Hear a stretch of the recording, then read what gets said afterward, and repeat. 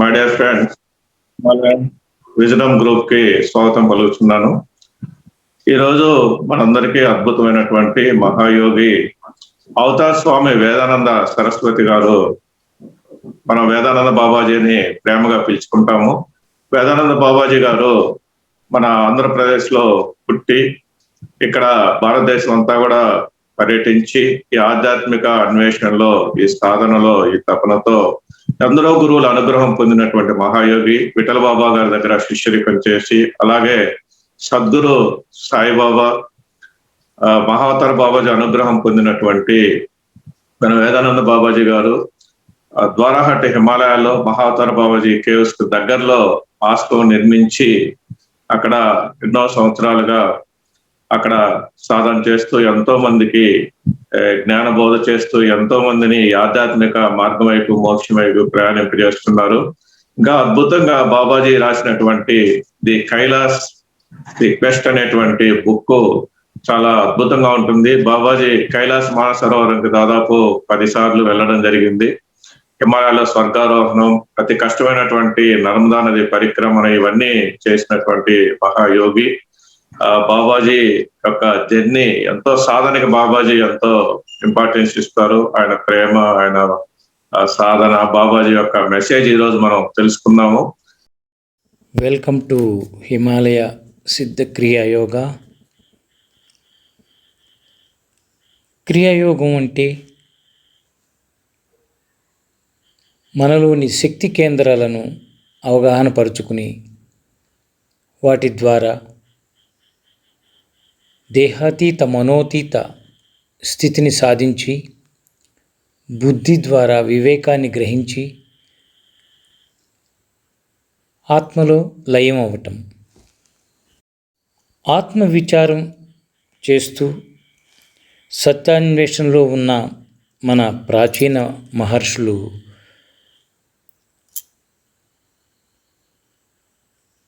వాళ్ళ సాధనలో గ్రహించిన దర్శనాలు 6 రకాలుగా ఉంటాయి.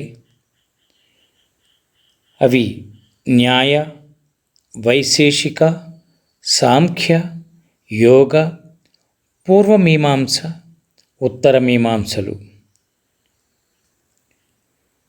వీటిలో యోగం అనేది మనకి బాగా ప్రచారమైంది.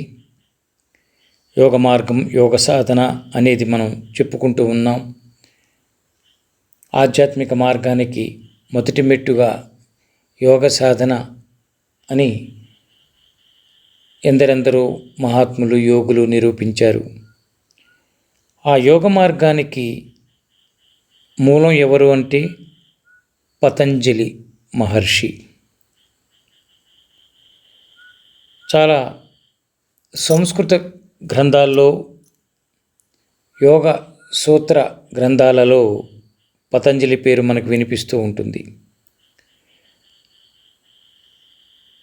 పతంజలి గురించి బృహదారణ్యకంలో కూడా వివరంగా తెలియజేస్తారు. పతంజలి గురించి మనం తెలుసుకోవాలి కొంచెం అనుకుంటే కనుక, ఆయన కపిగోత్రీకుడు. ఆయన గురించి, ఆయన జన్మ గురించి తెలుసుకుంటే, ఆయన కాశ్మీర్ దేశంలో గోనార్ధ అనే గ్రామంలో జన్మించారని చెప్తారు. ఆయన తల్లి పేరు గోనిక అని తెలియజేస్తున్నారు. ఆయన ఎప్పటివాడు, ఏ కాలంలో వాడు అంటే, మన భారతీయ యోగులు వాళ్ళు చెప్పేదాని ప్రకారం క్రీస్తు పూర్వం 10వ శతాబ్దంలో ఆయన జన్మించాడని చెప్తారు. పాశ్చాత్య పండితులైతే క్రీస్తు పూర్వం 250-60 సంవత్సరాల మధ్య ఆయన జీవించారని వాళ్ళు చెప్తూ ఉంటారు. ఇలా రకరకాల భిన్నాభిప్రాయాలు ఉన్నాయి.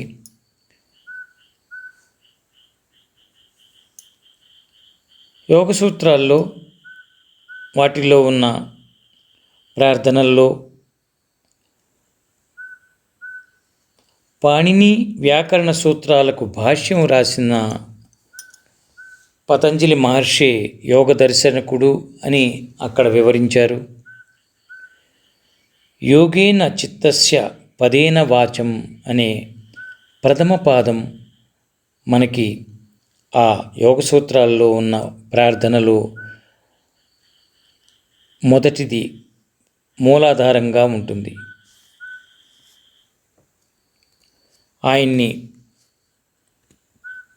వైద్యాచార్యుడని మన చరకుడు ఉన్నారు, ఆయనగా కూడా చెప్తారు. ఆయనే ఈయనని.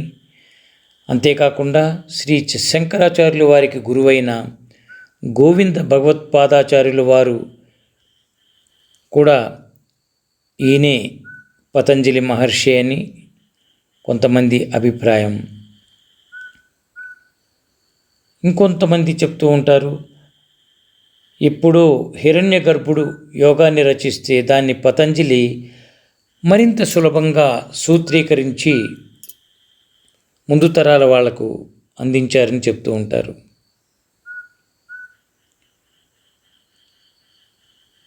ఇలాగా యోగా అనే పదం శ్రీ పతంజలి మహర్షి ద్వారా వాడుకలోకి వచ్చింది. ఈరోజు యోగాకి సంబంధించిన ఏ అంశమైనా సరే పతంజలి యోగ సూత్రాల నుంచే ఆధారం చేసుకుని చెబుతూ ఉంటారు. ఆయన ఆదిశేషుడి అవతారంగా కూడా చెబుతూ ఉంటారు పతంజలి మహర్షిని. ఆయన గురించి చెబుతూ ఒక చిన్న అంశం, అద్భుతమైన అంశం చెప్తారు. ఆ మహర్షి శిష్యులకి యోగాన్ని తెలియజేస్తున్నప్పుడు, బోధిస్తున్నప్పుడు అడ్డంగా ఒక తెర మధ్యలో ఉండేదట. ఎవరు కూడా ఆ తెరను తీయకూడదనే నియమం ఉండేది. కానీ ఒకరోజు ఒక శిష్యుడు ఆతృతతో పొరపాటున ఆ తెర వెనక ఏముందో చూద్దామని చెప్పి ఆ తెరను తొలగించాడట. వెంటనే అక్కడ ఆదిశేషుడి విషాగ్ని దానికి భస్మం అయిపోయి అతను అక్కడికక్కడే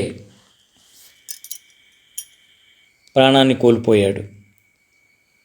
ఇది మనకి ఆధారం కావాలి అనుకుంటే కనుక చెన్నైలో మనకి అడయారులో భారత సమాజ దేవాలయం ఒకటి ఉంది. అక్కడ వాయువ్య దిశలో ఉన్న ఒక స్తంభం మీద ఈ సంఘటనకి సంబంధించిన చిత్రం మలచబడి ఉంటుంది. అక్కడికి వెళ్ళినప్పుడు మనం చూడొచ్చు. ఆ చిత్రంలో పతంజలి మహర్షిని 7 పడగల గల శిరస్సులతో మానవ శరీరం గల ఋషిగా ధ్యాన స్థితిలో ఉన్న వ్యక్తిగా పతంజలి మహర్షి అక్కడ మనకి దర్శనమిస్తారు ఆ చిత్రంలో. యోగము అంటే పరమాత్మలో ఐక్యం అవ్వటం. చాలామంది అభిలాషపడుతూ ఉంటారు. యోగాన్ని అభ్యసించడం ఎందుకు అంటే, యోగము అంటే కలయిక, పరమాత్మలో కలిసిపోవటం. మనం ఇది సాధించాలి అంటే ఒక పద్ధతిలో ఎన్నెన్నో జన్మలు పడుతుంది. కానీ మనం ఈ యోగ మార్గాన్ని అనుసరిస్తూ హఠయోగం అని రకరకాలుగా ఆ యోగ సాధన అంశాలని చక్కగా వివరించారు పతంజలి మహర్షి. వాటిని మనం అనుసరిస్తూ ఉంటే ప్రస్తుత జన్మలో కానీ మరికొన్ని జన్మలకు కానీ తొందరలో వీలైన తొందరగా మనం ఆ కలయికని పరమాత్మలో ఐక్యమయ్యే స్థితిని పొందొచ్చు అనేది చాలామంది నిరూపించి ఉన్నారు మహాత్ములు శతాబ్దాలుగా. దానిని యోగ సాధన అని మనం చెప్పుకుంటాము. ఈ యోగ సాధనలో శ్రీ పతంజలి మహర్షి అష్టాంగ యోగం అనే ఒక శీర్షికతో చక్కటి అంశాలను తెలియజేశారు. ఈ సాధన మనం నిత్యం జాగ్రత్తగా మనం అంచెలంచెలుగా సాధిస్తూ వెళితే ఆ ఐక్యం అవ్వటం, పరమాత్మలో ఐక్యం అవ్వటం, కలయిక, యోగత్వం సాధించవచ్చు. ఆ అష్టాంగ యోగాలని మనం చెప్పుకుంటే యమ, నియమ, ఆసన, ప్రాణాయామ, ప్రత్యాహార, ధ్యాన, ధారణ, సమాధులు, ఈ 8 అష్టాంగ యోగాలుగా చెబుతారు. యోగ మార్గానికి ప్రధానమైన అంగాలు పతంజలి మహర్షి చెప్పిన దాని ప్రకారం వీటిలో మొదటి 4 మనస్సు మీద, శరీరం మీద పనిచేసి నిర్మలంగా మార్చి ధ్యానానికి అనుకూలంగా మారుస్తాయి. ధ్యాన స్థితికి మనం ముందుకు వెళ్ళటానికి అనుకూలంగా చేస్తాయి. శరీరం మాధ్యం ఖలు ధర్మ సాధనం అని చెప్పారు కనుక శరీరం అనేది ప్రధాన ఉపాధి అయింది. అది ఒక దేవాలయంగా చెప్పుకోవచ్చు. శరీరాన్ని దేహమే దేవాలయం అని చెప్పారు కనుక మనం ఎంత పరిశుద్ధంగా దేహాన్ని ఉంచుకుంటే, అంటే ఆరోగ్యవంతంగా, చక్కగా మనం ఆరోగ్యవంతంగా శరీరం ముందు ఆరోగ్యంగా ఉంటే ఏ కార్యమైనా, ఏ సాధనైనా సాధించవచ్చు. భగవంతుడికి మందిరం అని చెప్పారు. దేహాన్ని భగవంతుడి యొక్క మందిరం అని కూడా చెప్పారు. సో మొదటి 4 మనం సాధన చేస్తే ఒకదాని తర్వాత మరొకటిని మనం ఆధ్యాత్మిక స్థితికి మనం చేరుకోగలుగుతాం. ఇక 5వది ప్రత్యాహారం. ఈ ప్రత్యాహార సాధనలో ఇంద్రియాలు మనస్సు నుంచి పూర్తిగా పక్కకు వెళ్ళిపోతాయి. అంటే ఇంద్రియాలన్నీ కూడా అనుకూలంగా మారి మనస్సును అవి ఏ పద్ధతి, ఏ రకంగానూ అవి డిస్టర్బ్ చేయవు. ఇంద్రియాలను విషయాలపై నుంచి ఇచ్ఛాశక్తితో మనస్సును మరలించే శక్తినే ప్రత్యాహారం అంటారు. ప్రత్యాహార సాధనలో ఇంద్రియాలు ఇంద్రియార్థాలపై విముఖతను చెందుతాయి, వ్యతిరేకం అవుతాయి. అప్పుడు ఒకే ధ్యాన భూమిక మనకి ఏర్పడుతుంది. అంటే ఒకే బిందువుగా ధ్యానం కుదరటం మొదలవుతుంది. అలాగా ధ్యానంలో మనం ధ్యాన స్థితిలో జరుగుతూ ఉండటాన్ని ధారణ అంటారు. ఒక సంకల్పం మీద మనస్సు పూర్తిగా ఏకాగ్రతగా ఉండటాన్ని ధారణ అంటారు. 12 సెకండ్ల కాలం మనం ఏకాగ్రతలో ఉంటే ధారణ అవుతుంది. 12 × 12 సెకండ్లు ఏకాగ్రత పెరిగితే, నిలబడితే, స్థిరమైతే దాన్ని ధ్యానం అంటారు. 12 × 12 సెకండ్లు ఏకాగ్రత బాగా కుదిరితే, తీవ్రమైన ఏకాగ్రత కుదిరితే దాన్ని సమాధి అంటారు. ఈ విషయాన్ని వివేకానంద చాలా చక్కగా వివరించారు. కాబట్టి మనం యోగ సాధనలో ఈ ప్రత్యాహారాన్ని మనం చక్కగా సాధించుకోగలిగితే మనం ధ్యాన స్థితిలోకి వెళతాం కనుక, ఆ తర్వాత సమాధి స్థితిని సాధిస్తాం కనుక ఇంకా అంచెలంచెలుగా ఆ కలయిక, యోగత్వం, భగవంతుల్లో మనం మమైక్యం అవటం జరుగుతుంటుంది. దానికి తగిన మార్గం మెల్లిమెల్లిగా మనకు దొరుకుతుంది. యోగంలో ధ్యానం కుదరటం అనే దానికి ముఖ్యంగా హృదయాన్ని, భ్రూమధ్యం, ఆ భ్రూమధ్య స్థానాన్ని, సహస్రారం, ఈ 3 ప్రధానంగా చెప్తారు.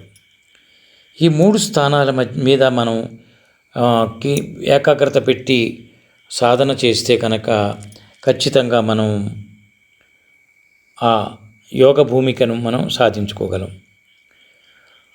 హృదయ స్థానంలో ధ్యానం కుదిరితే ఇంద్రియాలు స్వాధీనంలోకి వస్తాయి. భూమధ్యంలో కుదిరితే ఇంద్రియ స్వాధీనంతో పాటు చిత్తశుద్ధి దొరుకుతుంది.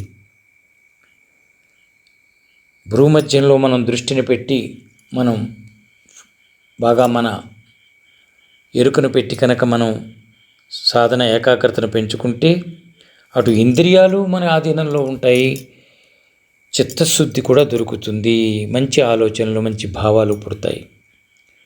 అలాగే సహస్రారం వరకు మనం ప్రాణశక్తిని తీసుకెళ్ళి ఏకాగ్రతను అక్కడ ఉంచితే కైవల్యం, పరమాత్మ వైపు, పరమాత్మలో మనం ఐక్యం అవటం అనేది దానికి తగిన మార్గం దొరుకుతుంది. ఇది చాలా ప్రధానంగా మనం దృష్టిలో పెట్టుకోవాలి. అందుకనే హృదయం, భూమధ్యం, సహస్రారం ఈ 3 స్థానాల మీద మనం జాగ్రత్తగా మనం దృష్టిని పెట్టాలి. ధారణలో ధ్యానం అనేది చాలా ముఖ్యమైన అంశం. ధ్యాన స్థితికి, ధ్యాన భూమికకు మనం చేరితే అక్కడ మనస్సు అందులో లయమైపోతే కనుక మనం మనల్ని మనం అంటే శారీరక మానసిక స్పృహలన్నీ దాటి అసలు మనకు అర్థమవుతాం. అప్పుడు ఇంకా ధ్యానము, ధ్యాన భూమిక అనే త్రిపుటి 3 కూడా, ఈ 3 స్థితులు కూడా ఉండవు. ఒకటే ఉంటుంది అక్కడ, ఆనందం, ఆనంద స్థితి, సచ్చిదానంద స్థితి.